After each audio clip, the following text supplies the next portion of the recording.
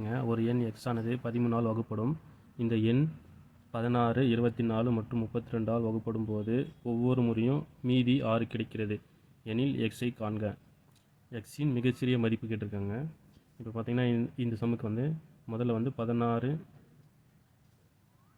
24, 32க்கு வந்து LCM கண்டுபிடிச்சிருங்க.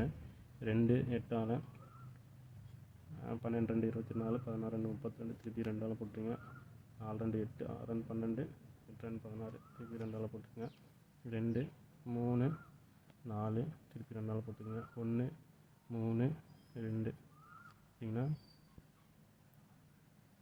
2 2 4, 4 2 8, 8 2 16, 16 2 32, 32 into 3 3 2 6, 9 96 வருதுங்க.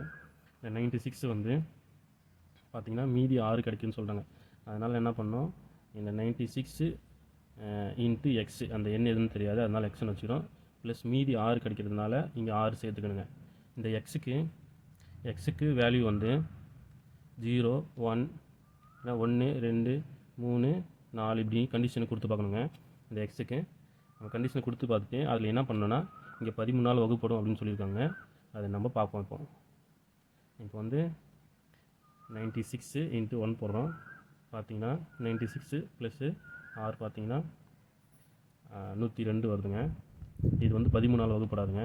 அப்புறம் 96 2 போடுறோங்க, ப்ளஸ் 6 வருங்க. பார்த்தீங்கன்னா 198 வருதுங்க. இதுவும் வந்து 13ஆல் வந்து டிவைட் ஆகாதுங்க. அடுத்தது 192க்கு 3 சப்ஸ்டியூட் பண்ணுறோங்க, ப்ளஸ் 6ங்க. 294 வருதுங்க. இதுவும் வந்து 13ஆல் டிவைட் ஆகாதுங்க. 92 4 போடுறேங்க. 4 போட்டால் 390 வருதுங்க. இது வந்து 13ஆல் டிவைட் ஆகுதுங்க. அதனால் ஆன்சர் ஏ தான் கரெக்ட் ஆன்சருங்க.